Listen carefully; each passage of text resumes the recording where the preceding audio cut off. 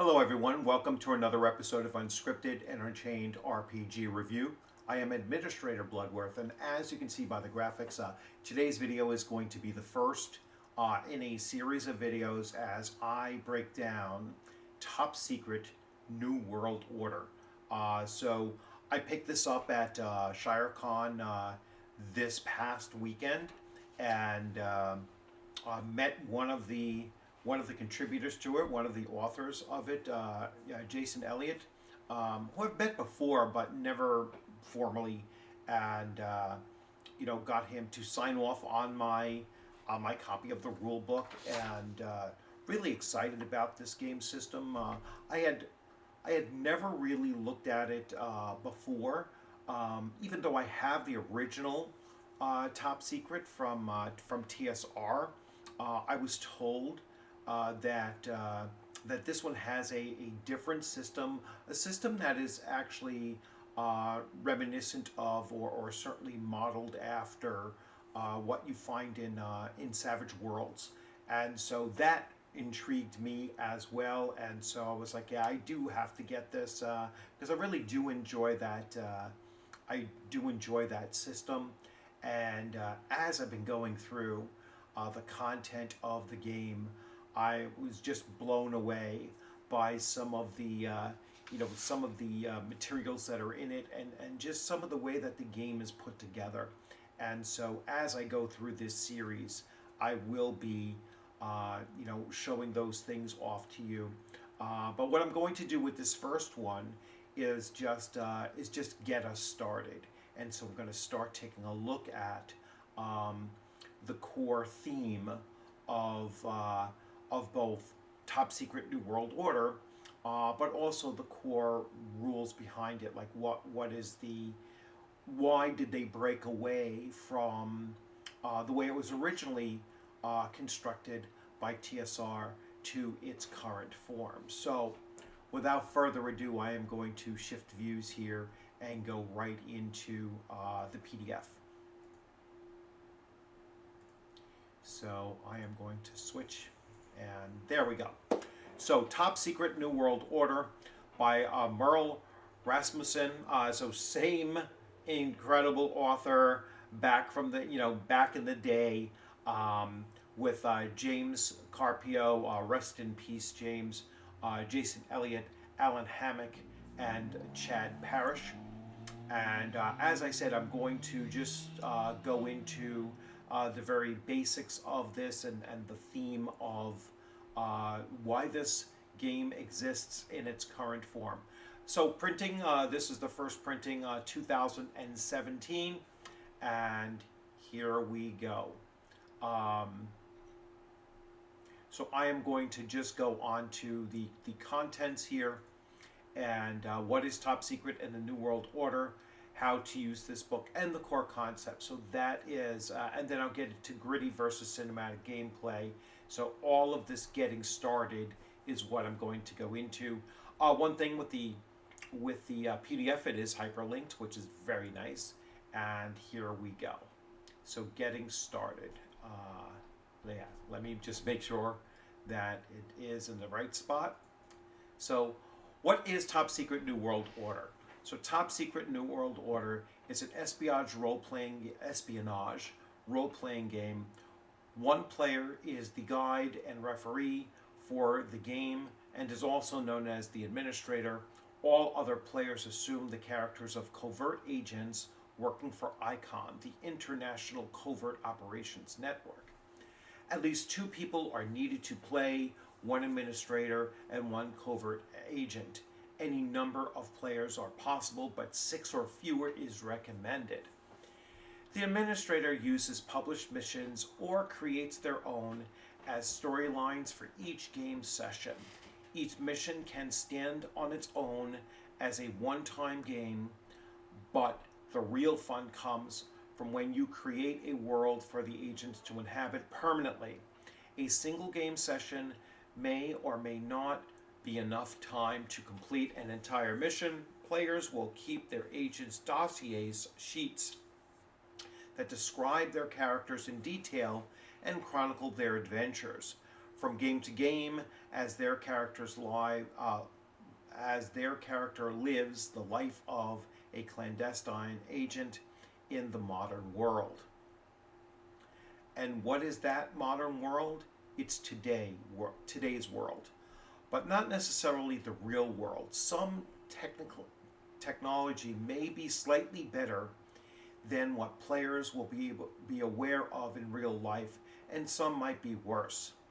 It's up to the administrator's discretion to select the details they want to adhere to from reality or invent as fiction. The countries, corporations, and organizations of the real world exist in Top Secret's New World Order.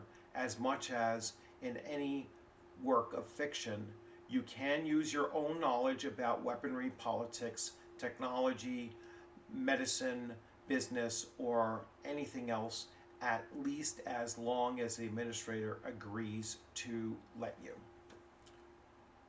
In this world, the player character's PCs are agents of ICON, an international network established by spy masters from many nations as a back channel method of resolving conflicts, disputes, and dangers wherever they arise.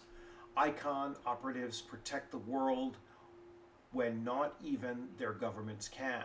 The administrator is the ultimate arbiter of the rules and authority on what is happening in the agent's world, but they are not a dictator. Ultimately, there is one goal: for everyone to have fun. All right, how to use this book. I won't go into that. So the core concepts. Top Secret New World Order rules are written to give players a balance of action, playability, and realism. Some administrators may prefer a grittier, more dangerous world, and some may prefer a more cinematic game where agents have a greater chance of performing heroic feats and pulling off dramatic last-minute escapes. Most importantly, remember that this is your game. If you encounter a concept that is too abstract and wish to create a house rule that creates more detail, or you'd rather speed up the action by passing over a rule in favor of ruling, do so. So the dice, the way the system works is that it uses a dice pool system. All right, so the better you are at something, the higher the die type you have in it. Now, this could be for your attributes or your skills, or your skills your skills will say that you have a step up, which means that a skill that gives you a +1 step up would move you to the next die type. So the die types are a D4, a D6, a D8, a D10, and a D12. All right.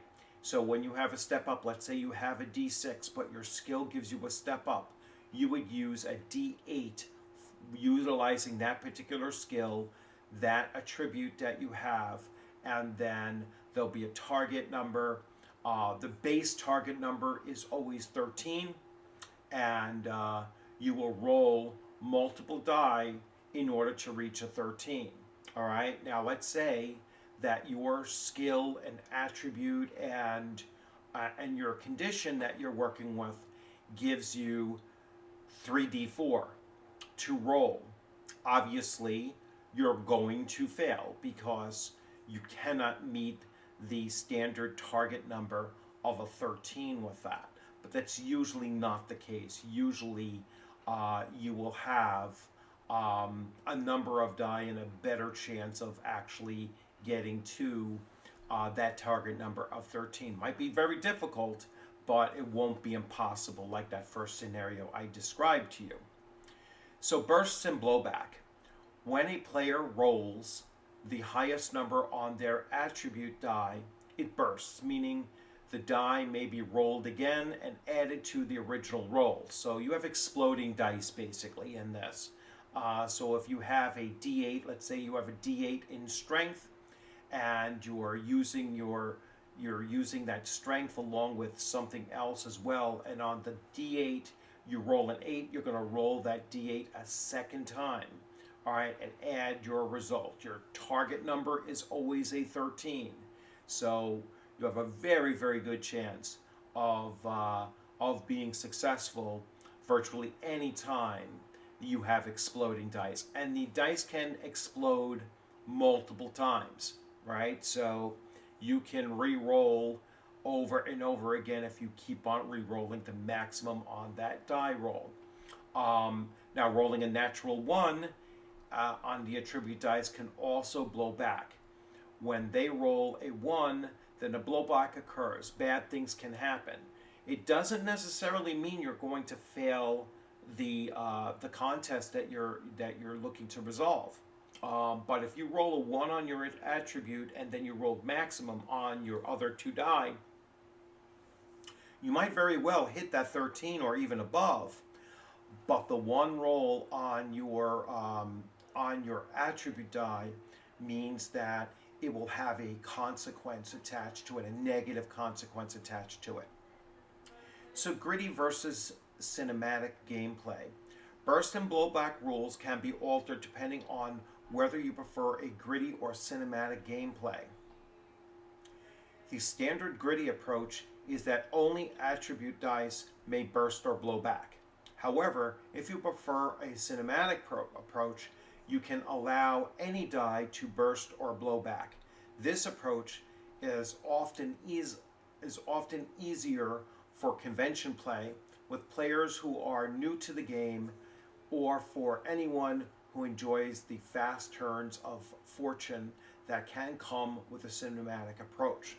The only rule is not to switch modes mid-game. All right, so if you're going to start off with doing a very gritty, then carry that through that particular either game session or through that particular adventure and see how it plays out. See which way works best for your players and yourself at your table. We will go into character generation next in the next session, but as you can see, there is going to be quite a bit on that, and I'm going to give you a really quick preview of character generation just by showing off the character sheet. So here is the character sheet, and you can see this one's form fillable. I haven't started filling it out yet, but when I create a character, I will be utilizing this sheet. And then the back, and this is where the real depth comes in. These are all the skills that are available to your player character as you're developing your player character. And this is in fact a skill-based system as well, so it is not class-based, it is skill-based, which is another thing that I'm a big fan of. So you can have a very, very different experience during one adventure, and then through character development you can start picking up other skills, and that character then will play will play very differently given different circumstances and everything. So I really do like skill-based systems because it does give you that flexibility. I think it lends itself to having a smaller group of players as well, which is why they recommend you don't play with more than 6, because it might be a little bit too much to to try to optimize up to 6 different players and player characters at the table. But so I think a smaller party would work a little bit better. So if you have even 2, 3, at most 4, you can start to, as a group, kind of develop a variety of different skills amongst them, where they can start meeting up every challenge. So when I started thinking about this and thinking about, well, switch views one more time. When I started thinking about this and thinking about like what kind of a campaign would I run as an administrator for Top Secret New World Order, I am really leaning towards starting off with just one player. and playing with that one player for some time, let them become a much more experienced agent, and then bring others into it, and have them go through the various dossiers.